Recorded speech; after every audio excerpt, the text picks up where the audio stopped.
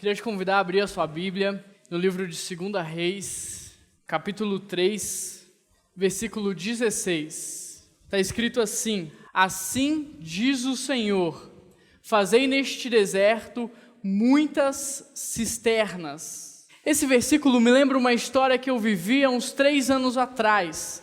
Eu vou contar essa história para vocês, mas eu não vou contar quem são os personagens, porque vocês conhecem. Então não adianta me perguntar, não adianta tentar descobrir, porque eu não vou falar. Combinado? Há uns 3 anos atrás, quando eu cheguei em Vinhedo, logo nas minhas primeiras semanas de trabalho nessa igreja, eu tive um imprevisto e eu vivi uma situação muito complicada. Eu estava indo buscar minha esposa na ONG que ela trabalha, na Arca, na Vila João 23, e eu me lembro de que no caminho havia uma subida bem leve, mas era uma subida, e que na minha frente havia alguns veículos. Por causa disso, eu reduzi a marcha do meu carro e eu fui caminhando com o carro a mais ou menos 35, 40 km por hora. Em determinado momento, por volta de 5h30, 5h35, o sol estava se pondo e muita luz entrou nos meus olhos. E eu fechei os olhos momentaneamente. E logo os abri na expectativa de abaixar o quebra-sol. Só que neste intervalo de tempo, eu ouço um barulho muito grande. Brum! Seguido de um impacto muito forte. Eu desligo o carro desesperado, puxo o freio de mão, abro a porta daquele carro e saio olhando para o meu carro pensando, meu Deus, o que será que aconteceu? E eu olho para a traseira do meu carro, está intacta. Eu olho para a frente do meu carro, está intacto. Não deu tempo de respirar aliviado, pois logo quando eu olho para frente, eu havia afundado a traseira do carro da frente. O meu carro não havia tirado nenhum risco, mas o carro da frente havia afundado. E eu começo a ficar desesperado por 2 motivos. O primeiro é que eu não tinha batido o carro até então. O segundo é porque eu não tinha seguro nem condições de pagar aquele conserto. E o cara já olha para mim desesperado e começa a falar, esse é o meu carro de serviço, esse carro não pode ficar parado.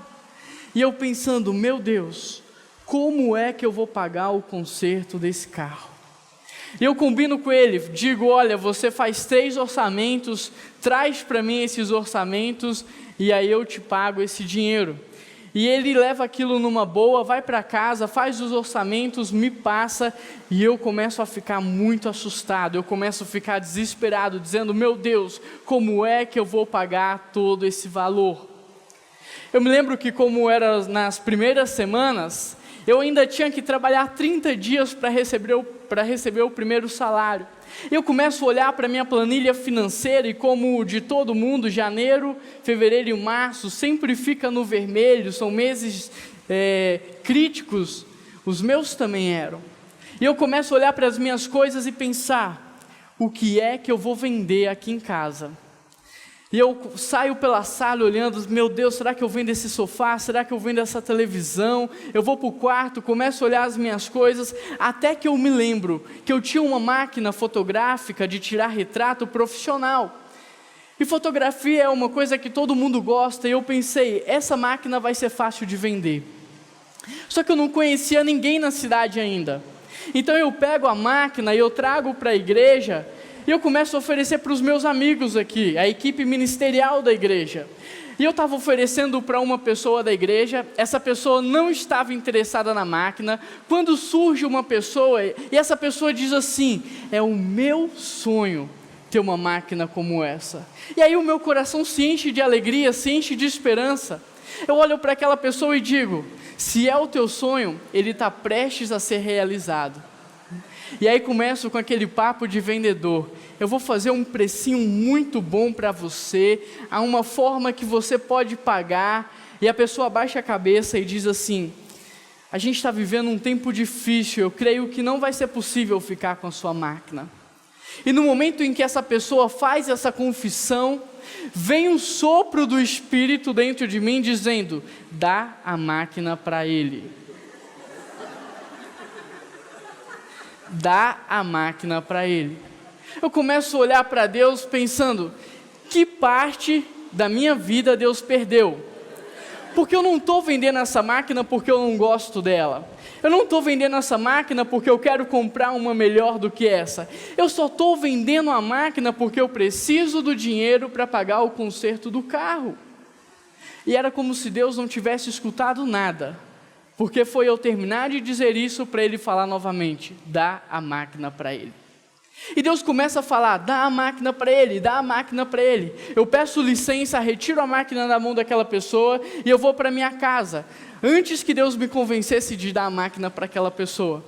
E no caminho da minha casa, Deus falando, você tem que dar a máquina para ele. Eu dizendo, Deus, não. Será que o Senhor não entende? Eu não posso dar. E eu vou para casa, tento tomar um banho para relaxar, para descansar. E Deus continua, você vai dar a máquina para ele. Eu disse, não, Deus. Eu não vou dar. E eu vou tentar dormir e Deus falando, dá a máquina para ele, dá a máquina para ele, dá a máquina para ele. No dia seguinte, eu estava na igreja, oferecendo de novo a máquina para outra pessoa, quando essa pessoa que Deus havia mandado dar a máquina para ela, começa a vir caminhando ao longe na minha direção. E Deus começa a falar novamente, você vai dar a máquina para ele. E eu pensando, nossa, agora são 8:30 da manhã, não tem como ir embora para casa, o que eu vou fazer, meu Deus? E essa pessoa vai se aproximando de mim, e Deus falando, dá a máquina para ele. Quando a pessoa chega, e Deus falando, dá. Eu disse, não vou dar, só que eu disse isso alto. E a pessoa olha para mim e diz, o que você disse, Juan? Eu não, só estou resolvendo uns problemas comigo mesmo. E eu vou embora e resisto mais uma vez não dando a máquina para a pessoa. Certa vez eu estava no centro de Vinhedo e essa pessoa vem caminhando na minha direção. Eu avisto essa pessoa e essa pessoa não sabe de nada, ela não está entendendo o que está acontecendo, ela não tem ideia da crise que eu estou vivendo. E essa pessoa me vê ao longe, eu atravesso a rua para não encontrar com ela, mas ela me viu. O que ela faz?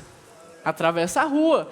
E essa pessoa atravessa a rua, eu começo então a caminhar na direção contrária, a pessoa acelera o seu passo, eu começo a acelerar o meu passo, a pessoa acelera o dela também, chega ao ponto de eu começar a correr e a pessoa correndo atrás de mim.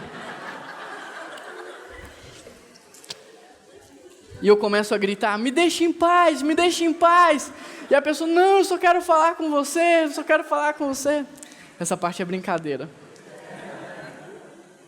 No dia seguinte, eu estava aqui no escritório, foi uma semana conturbada. Eu estava aqui no escritório e essa pessoa chega de surpresa. Eu estava com a máquina na mão, a pessoa chega por trás e me pega com queijo na mão, como se diz um bom mineiro, né? E me pega com a máquina na mão, e Deus começa a falar, você vai dar a máquina para ele. E eu disse, não, eu não vou dar. Juan, você lembra do que a gente já conversou? Eu, não, Deus, não lembro. Então eu vou fazer questão de falar de novo, você vai dar a máquina para ele. E eu começo a sentir uma força propulsora irresistível, levar os meus braços a entregar a máquina para aquela pessoa. Mas enquanto eu posso, eu vou relutando, e eu vou segurando a máquina, até que, em determinado momento, quando eu estava quase entregando a máquina para aquela pessoa, daqui a pouco eu conto para vocês o que aconteceu. Antes eu preciso te contar a história desse texto, porque olhando só para esse versículo, talvez você não entenda nada. Assim diz o Senhor, fazei neste deserto muitas cisternas. Olhando só para esse versículo, o que ele está dizendo? Eu não sei. Por isso eu preciso te contar a história desse texto. E o contexto desse texto é o seguinte, o rei moabita pagava ao rei de Israel um imposto de 100.000 cordeiros e a lã de 100.000 carneiros. Você tem ideia do que significa isso? De que imposto é esse?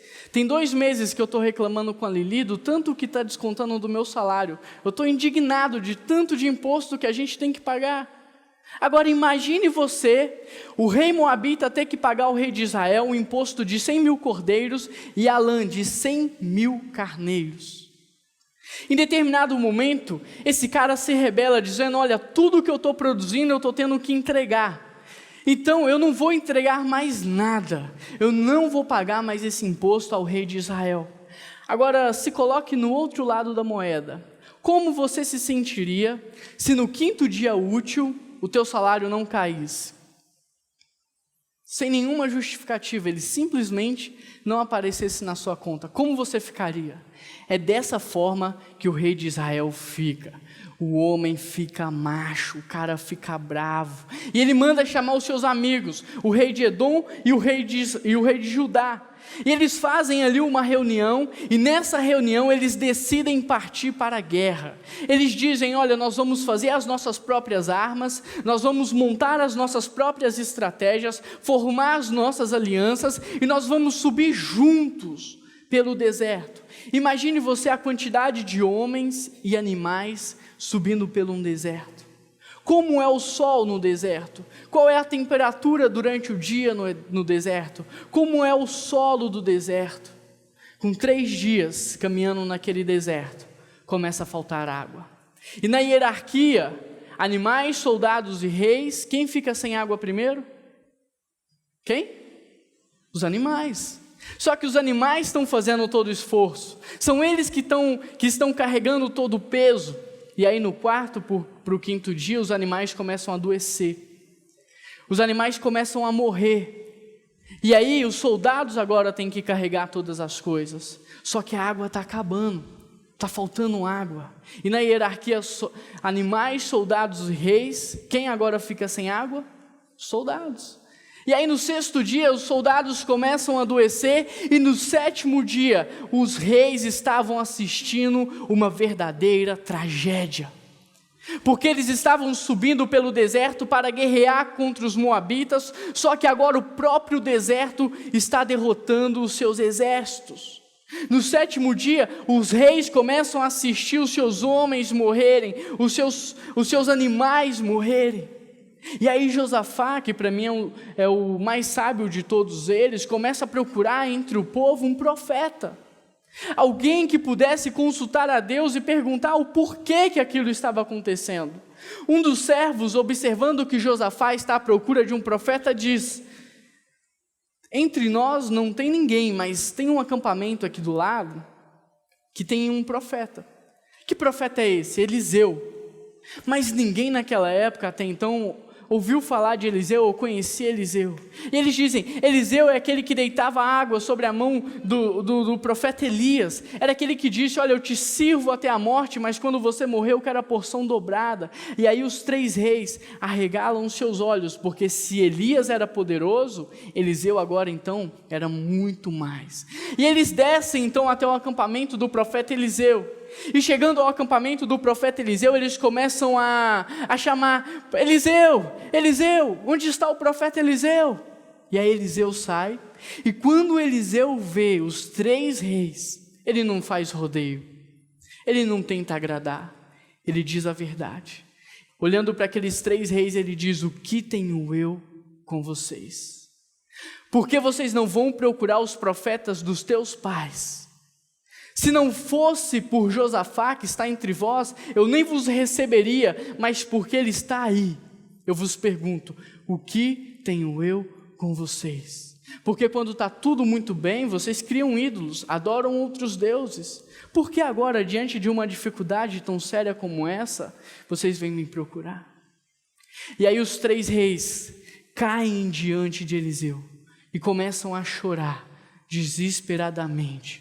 E começam a clamar por ajuda, por socorro, dizendo, nós estamos perecendo no deserto, nós estamos morrendo, por favor, pelo amor que você tem a Deus, nos ajude, nos ajude.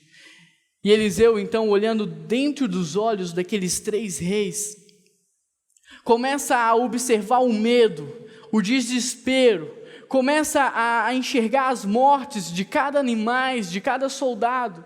Em meio a tanto desespero, Eliseu olha para aqueles 3 reis e diz o seguinte, vocês querem que eu ajude vocês? É isso mesmo? Deixa eu ver se eu entendi.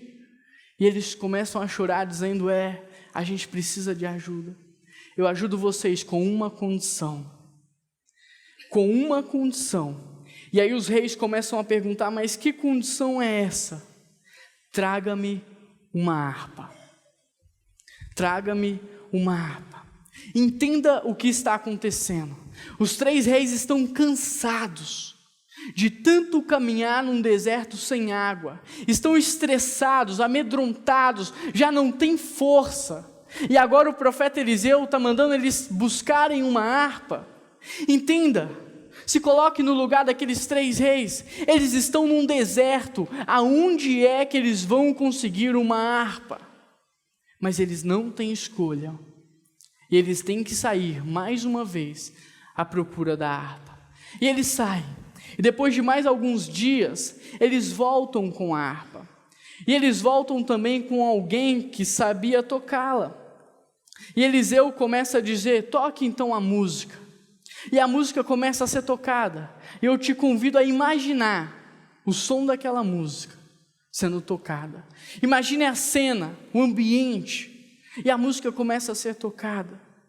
E Eliseu, olhando dentro dos olhos daqueles 3 reis, começou a enxergar as mortes dos animais, começou a enxergar as mortes do soldado, começou a enxergar as famílias em pranto, desesperadas, porque estão agora desamparadas. Em meio a tanto desespero, Eliseu vai abrindo os seus lábios bem devagar, e olhando para aqueles 3 reis, Eliseu diz. Daqui a pouco eu conto para vocês o que ele disse. Antes eu vou terminar a minha história, vocês não queriam saber o final dela? Aquela pessoa chega por trás, eu estou segurando a máquina na mão, e Deus começa de novo a falar: dá a máquina para ele. E eu vou sentindo uma força propulsora irresistível levar as minhas mãos a entregar aquela máquina, mas eu vou lutando com toda a força que há em mim, e vou tentando resistir. Mas quando já estava chegando bem próximo àquela pessoa, eu jogo a máquina nos braços dela e começo a gritar: corre, corre, corre. E a pessoa sai correndo. Brincadeira, essa parte é brincadeira também. Quando essa pessoa já estava a uma distância significativa, eu até pensei: eu acho que eu vou correr atrás dela. Mas Deus começou a me dar paz, Deus começou a trazer alívio sobre o meu coração. E eu fui embora para casa feliz da vida, mas foi só chegar em casa para o desespero voltar. E eu comecei a pensar: meu Deus, o que eu fiz? E agora? O que será que eu vou vender? E comecei a olhar e pensando: nossa, mas se eu quiser vender isso aqui, Deus vai mandar dar de novo. E aquele desespero. Até que se passou 2 dias, eu vim para a igreja, num dia de culto como este. E eu estava caminhando naquele corredor, ao lado deste salão, quando uma pessoa saiu do salão e atravessou na frente da livraria. E essa pessoa me vendo lá na ponta do corredor, olha para mim e fica parado olhando para mim. Eu começo a pensar: eu não conheço essa pessoa, o que será que ela vai fazer? E essa pessoa começa a caminhar rapidamente na minha direção. E eu fico paralisado, só esperando para ver o que vai acontecer. E quando essa pessoa chega bem perto de mim, ela saca um envelope do bolso dela e enfia no meio dos meus braços e vai embora. Eu fico pensando: se aquele envelope tivesse novinho, eu tinha até cortado o meu braço. E ela vai embora, e a única coisa que eu tento fazer é gravar a fisionomia daquela pessoa, para depois tentar descobrir quem era aquela pessoa. Mas eu fico tão envergonhado, tão paralisado, que eu pego aquele envelope, coloco dentro da minha Bíblia e entro para o culto. No final do culto, um casal chama eu e a minha esposa, Keila, para jantar na casa deles. E a gente vai jantar na casa desse casal. E a gente conta piada, a gente janta, a gente se diverte. E no final, já estava tarde, quando eu estava indo embora, esse casal diz o seguinte: Juan, eu preciso te mostrar uma coisa. E esse casal me leva até a garagem da sua casa. Chegando lá, ele abre o porta-mala do carro dele e tem algumas caixas dentro desse porta-mala. E ele diz o seguinte: Deus me mandou comprar essas coisas para você. Eu tenho certeza que você vai saber o que fazer com elas. E eu pego aquelas caixas, coloco dentro do meu carro, e como já era muito tarde, eu chego em casa e vou dormir. No dia seguinte, era como se Deus estivesse me acordando.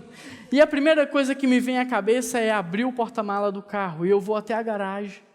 Quando eu abro o porta-mala do carro e começo a abrir aquelas caixas, ali eu encontro exatamente as peças do carro que eu havia batido e que eu precisava comprar. Exatamente as peças. E aí vem uma voz falando, abre a tua Bíblia. E eu vou abrir a minha Bíblia. E quando eu pego aquele envelope e abro, ali estava exatamente o valor da mão de obra, sem tirar nem um centavo e sem pôr nem um centavo, exatamente o valor da mão de obra. Sabe o que eu aprendi com tudo isso? Quando o povo de Deus se dispõe a amar, Deus paga a conta. Quando eu me dispus a amar, Deus pagou a conta. Quando você se dispor a amar, Deus vai pagar a conta. Enquanto essa igreja estiver disposta a amar, Deus vai honrar todos os meses. Porque a fé crê antes de ver. A fé nos leva a agir. A fé não fica esperada, sentada para ver o que vai acontecer. A fé te leva a agir. Agora eu vou terminar a história do texto bíblico. Eliseu estava olhando dentro dos olhos daqueles 3 reis. E olhando dentro dos olhos daqueles 3 reis, ele viu o desespero, o medo, tudo o que havia acontecido. E Eliseu então diz, presta atenção, que eu vou ilustrar exatamente o que aconteceu naquela cena, para que você tenha ideia. Eu quero chamar aqui alguém que saiba tocar teclado. Cadê a Danizinha? Danizinha, vem cá, por favor.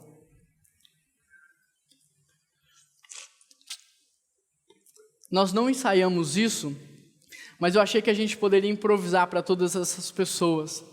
Na verdade, eu não vou improvisar nada, que eu estou preparado aqui. Quem vai improvisar é você. Danizinha, quando eu te pedir, eu quero que você toque a música mais bonita que você souber tocar. Quando eu te pedir, eu quero que você toque a música que você jamais ousou tocar em toda a sua vida. Quando eu te pedir, eu quero que você encha esse lugar da presença de Deus. Que através da música as pessoas sintam um pouco da presença e da glória de Deus. Então vai se preparando espiritualmente para isso, ok? Eu vou dizer algumas frases e depois eu vou repetir junto com a música. Então presta atenção nesse momento. Você é capaz, lute, dê a sua vida, não desista por nada nesse mundo. Não, por enquanto não. Eu não sou, mas Ele é. Eu não posso, mas Ele pode. Eu não faço, mas Ele faz. Eu não quero, mas Ele quer. Não foi maravilhoso? Não foi emocionante? Quantos ficaram arrepiados? Só uma pessoa? Não era para ficar mesmo. Agora eu vou repetir junto com a música, Danizinha. É você e o Espírito Santo agora.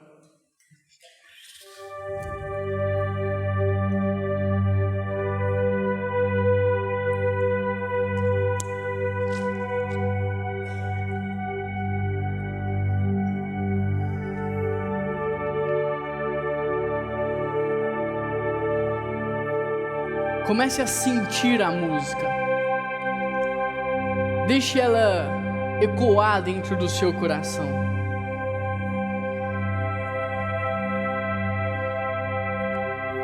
Vai sentindo a presença de Deus.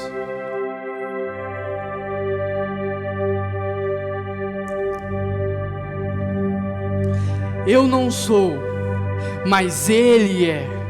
Eu não posso, mas Ele pode. Eu não quero, mas o Senhor Jesus Cristo quer. Eu não faço, mas Deus faz. Lute, vá em frente, dê a sua vida, morra se preciso for por causa do Evangelho, mas não desista por nada neste mundo. Para a música. Viram como foi diferente? Eu disse praticamente as mesmas coisas, mas foi transmitido e entendido de uma forma completamente diferente. Enquanto eu falava, vocês respondiam na sua cabeça. Toca a música. Enquanto eu falava, você respondia assim: eu vou conseguir, eu vou amar mais as pessoas, eu vou servir a Deus. Em 2015 eu vou fazer a devocional todos os dias, eu vou buscar mais o Senhor, porque agora eu quero ser alguém espiritual, eu quero servir a Deus nessa igreja, porque eu quero ver Vinhedo sendo transformada pela graça de Deus. Eu vou pregar o evangelho para os meus amigos, porque eu quero que eles se rendam aos pés de Jesus. Em 2015 a minha meta é perder 10 quilos, e eu vou perder. Em 2015 eu quero voltar a estudar, eu vou ser promovido na empresa, porque eu vou me esforçar, eu vou acordar cedo. Enquanto a música toca, tudo parece ser possível. Para a música, Danizinha.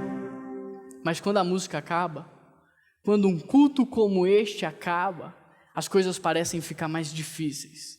As coisas parecem se tornar impossíveis.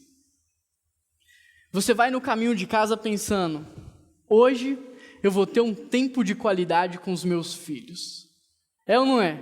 E você vai planejando: olha, eu vou chegar lá e a gente vai jantar, e depois a gente vai assistir um bom filme, e a gente vai conversar, e vai ser muito legal, porque eu amo os meus filhos. Mas é você abrir a porta da sua casa para tudo mudar. É ou não é? Se é o pai, ele abre a porta da casa e ele vê aquela casa revirada de tanto brinquedo espalhado, e tem brinquedo no teto, em cima do ventilador, na televisão, e ele fala assim: olha, vocês têm 30 minutos para juntar todos esses brinquedos. Não, 30 minutos. Se é o pai, faz assim. Mas se é a mãe, né, Dani?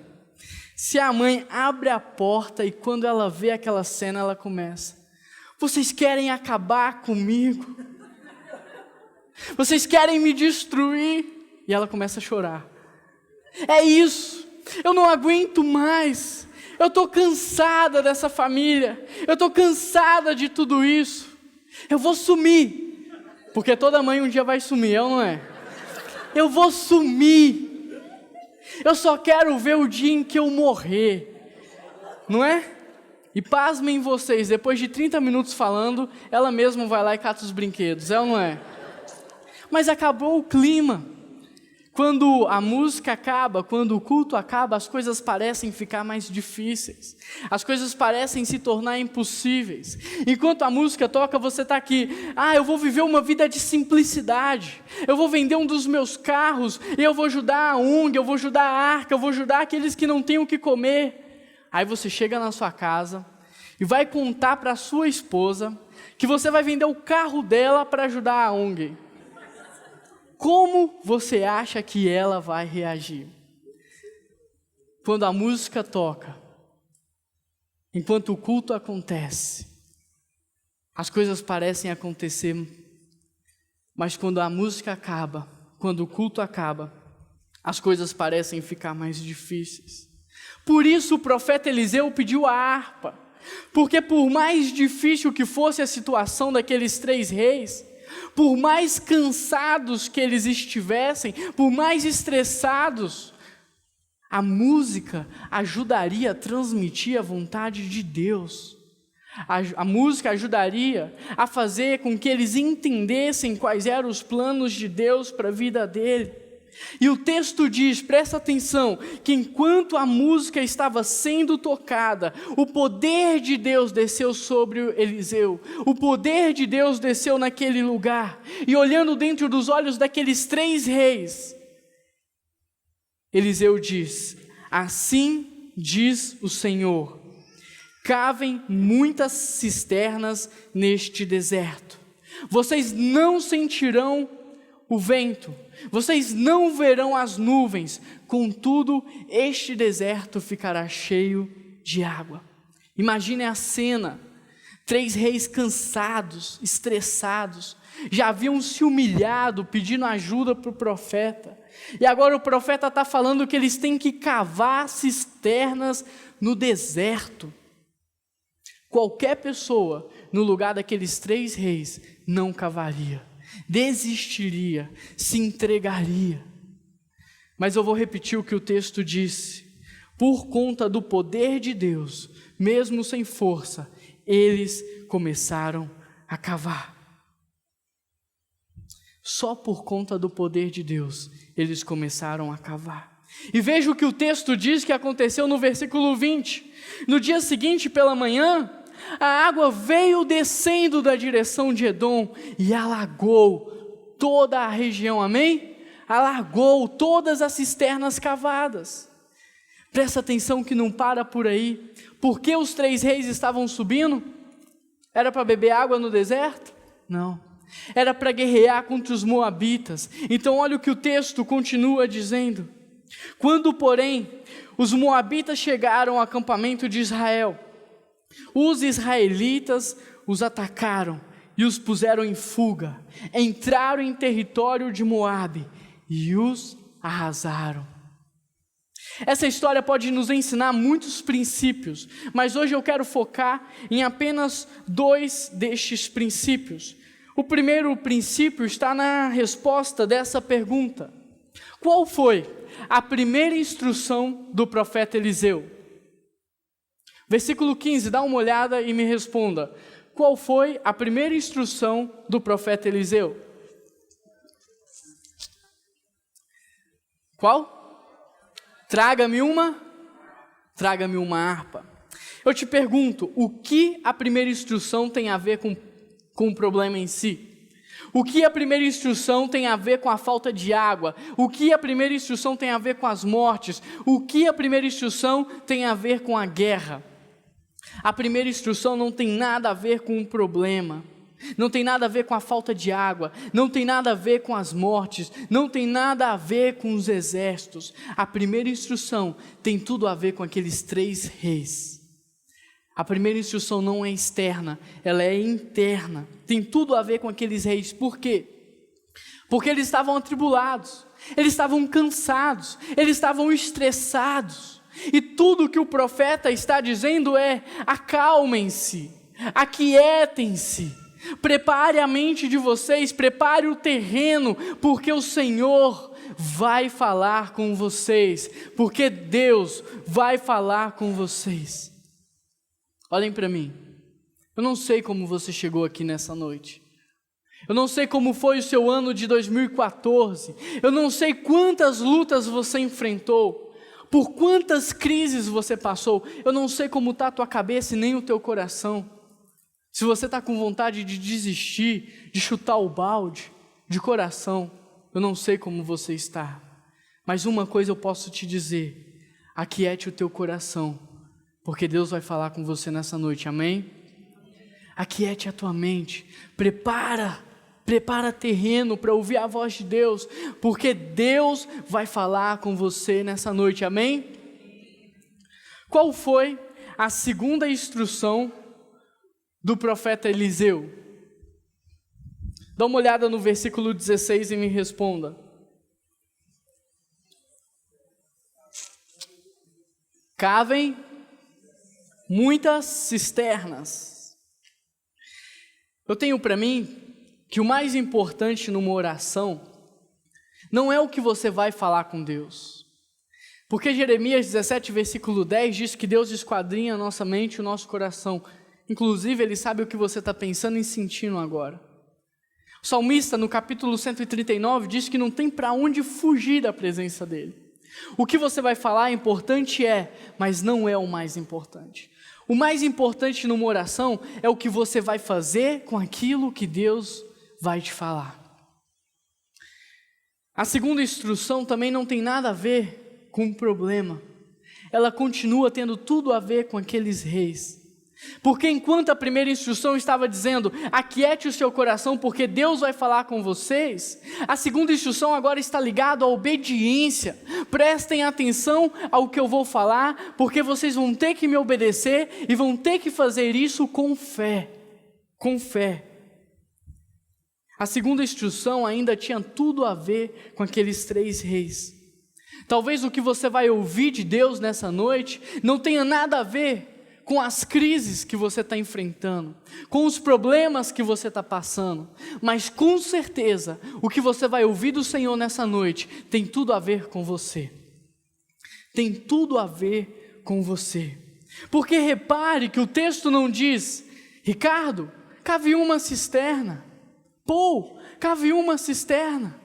O texto não diz isso. O texto diz: encham o deserto de cisternas. E naquela época não se havia pá, escavadeira. Provavelmente aqueles reis teriam que cavar com a mão ou com algum instrumento muito ruim.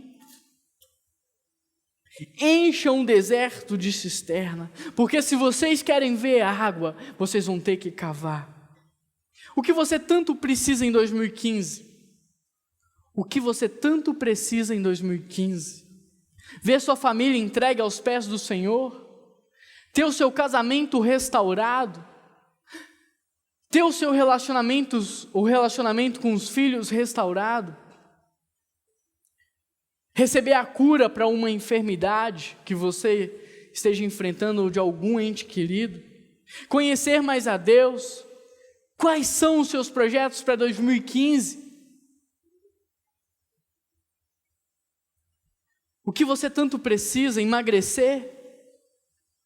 Conhecer mais a palavra? Fazer o devocional todos os dias? Não importa o que você precisa, não importa o que você quer, Deus está te mandando cavar cisternas. O ápice do nosso relacionamento com Deus não é o milagre em si, é Ele abençoar o nosso trabalho. O milagre é importante, muitas vezes vai acontecer, mas isso não é o ápice. O ápice do nosso relacionamento com Deus é Ele abençoar o teu trabalho. Por isso não importa qual seja o teu projeto, o que Deus está falando para você nessa noite é: se você quer ver a água, comece a cavar cisternas. Os 3 reis cavaram e a água veio. Na história, sempre que Deus age, o ser humano responde. E disse Deus: haja luz, e houve. E disse Deus: não comam da árvore que está no meio do jardim. O homem foi lá e comeu. Sempre que Deus age, o ser humano responde, às vezes positivamente, às vezes negativamente, mas sempre há uma resposta. Por isso eu te pergunto, qual vai ser a sua resposta para Deus nessa noite? Eu estou cansado, o sol está quente demais, eu não tenho os instrumentos apropriados, ou você vai pegar uma pá e vai começar a cavar? Qual vai ser a tua resposta para Deus? Porque não são as tuas opiniões que vão mudar o mundo, não são as tuas opiniões que vão mudar a realidade da tua casa, não são as tuas opiniões que vão mudar a tua situação dentro da tua empresa, não são as nossas opiniões que mudam o mundo, são as nossas atitudes. Por isso, qual vai ser a tua resposta para Deus? Eu estou cansado, eu não aguento mais. Ou você vai pegar uma pá e você vai começar a cavar. Se você quer ver a terra cheia de água, pegue uma pá e comece a cavar.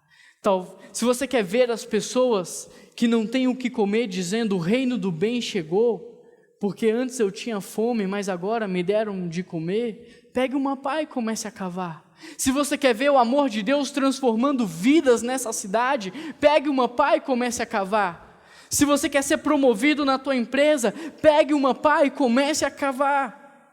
Se você quer ver tua família sendo restaurada, pegue uma pá e comece a cavar, porque a fé crê antes de ver, ela não fica sentada esperando as coisas acontecerem, ela pega uma pá e começa a cavar. Talvez você vá parecer um bobo, assim como Noé pareceu, construindo um barco tão grande como aquele, num contexto onde não se precisava de um barco tão grande como aquele. Mas o engraçado é que Noé não mais pareceu um bobo quando veio a chuva e inundou toda a terra. Ele teve que agir conforme ouviu. Talvez você vá parecer um bobo assim como Abraão, abandonando a sua estabilidade financeira e emocional e partindo para uma terra que ele não conhecia. Mas o engraçado é que Abraão não mais pareceu um bobo quando ele se tornou o pai de uma multidão. Ele teve que agir conforme ouviu. Como você demonstra que confia em alguém? Normalmente o teu amigo chega para você e diz o seguinte: você confia em mim? Aí você diz: confio, não é assim? E ele quer uma prova, ele não se contenta com isso, ele diz: então feche os teus olhos. É ou não é? Feche os seus olhos e me dê as mãos. Feche os seus olhos e abre a boca. Feche os seus olhos e venha seguindo o som da minha voz. Não é assim? Demonstre que você confia no Senhor nessa noite. Feche os seus olhos e só abra quando você estiver no local que Deus preparou para você. Feche os seus olhos e só abra quando você estiver cavando cisternas. Ele mandou Moisés caminhar em direção ao Mar Vermelho. Moisés fechou os olhos e caminhou, até que aquilo que ele viu se tornou naquilo que Deus disse. O mar se abriu. Deus mandou Moisés tocar na pedra, ele fechou os olhos e tocou, até que aquilo que ele viu se tornou naquilo que Deus disse, da pedra saiu água. Deus mandou Josué rodear o muro de Jericó por vários dias, ele fechou os olhos e rodeou, até que aquilo que ele viu se tornou naquilo que Deus disse. Os muros indestrutíveis caíram por terra. O que Deus está mandando você fazer em 2015? O que Deus está colocando no seu coração nessa noite? Feche os seus olhos e vá, até que aquilo que você veja se torne naquilo que Deus te disse para você fazer. Porque talvez o que você está ouvindo de Deus nessa noite não combina com aquilo que está no seu coração, não combina com aquilo que os teus olhos estão vendo e nem com aquilo que o mundo diz. Por isso é preciso fechar os olhos e ir. Lembra da história que eu contei no início? Da máquina? O que Deus estava colocando no meu coração, o que Deus estava me falando, não combinava com aquilo que os meus olhos estavam vendo. Eu precisava do dinheiro. Não combinava com o que o mundo dizia. Você é louco, vai dar máquina para ele. Não combinava com o que estava no meu coração, porque eu estava com medo. Mas eu precisei fechar os olhos e agir. Até que aquilo que eu vi se tornou naquilo que Deus disse. Quando o povo de Deus estiver disposto a amar, eu vou pagar a conta. Mas é preciso fechar os olhos. Talvez você, assim como aqueles 3 reis, montou a sua estratégia, preparou as alianças, fez as suas próprias armas, mas só Deus pode mandar a água.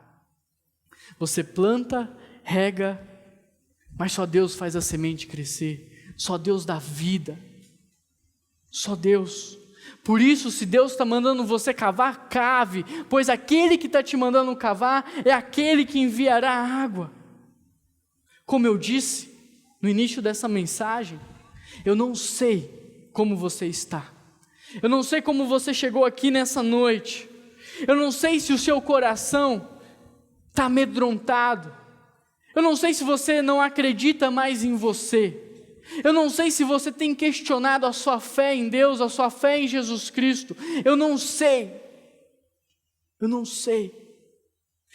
se você acredita que Deus possa estar te chamando nessa noite, eu não sei, mas eu vou pedir que a música comece a ser tocada novamente, porque assim como está escrito no texto, que enquanto a música estava sendo tocada, o poder de Deus desceu sobre a vida do profeta Eliseu. Eu creio que o poder de Deus descerá sobre a minha vida e sobre a sua vida nessa noite. Você crê nisso? Que enquanto essa música for tocada, o poder de Deus descerá sobre essa igreja, e juntos, como igreja, nós vamos encher essa cidade de cisternas, nós vamos encher valinhos de cisternas, nós vamos encher louveira de cisternas. Porque o texto diz: vocês não verão o vento, nem a chuva, contudo este lugar ficará cheio de água. No dia seguinte, na hora do sacrifício da manhã, a água veio descendo da direção de Edom e alagou toda a região. Eu não sei se você está fraco, se você está sem forças, porque talvez 2014 foi tão difícil que eu estou com medo de enfrentar 2015. Eu estou com medo de dar um passo de fé. Como é aquela música? Tu me chamas a andar onde os meus pés podem falhar. Não sei. Mas se nessa noite você quer receber a força do Senhor, o poder do Senhor, para começar a cavar, eu te convido a ficar de pé, para a gente junto orar, para que juntos nós possamos encher essa cidade de cisterna.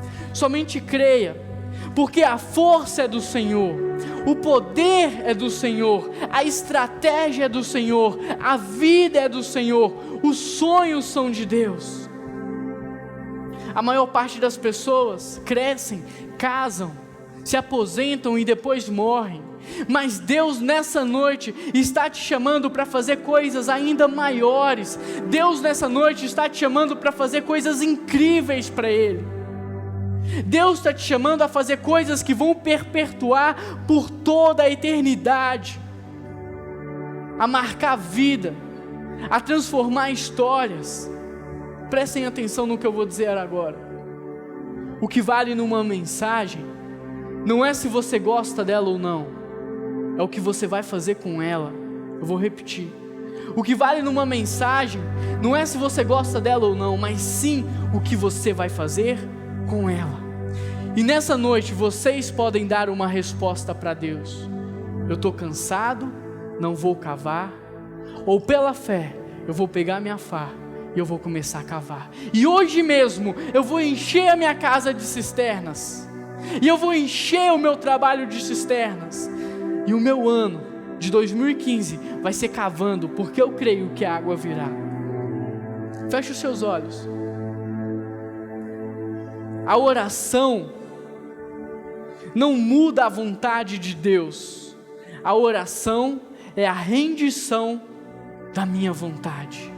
A oração não muda a vontade de Deus. A oração é a rendição da minha vontade.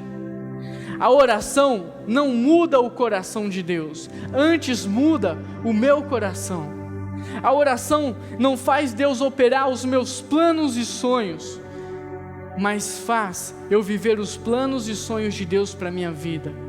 Por isso, aproveite este momento de oração, não para tentar convencer Deus daquilo que você quer, mas para se render aos pés dele e sair daqui com o plano e sonho dele para a sua vida. Fale com o Senhor nessa noite.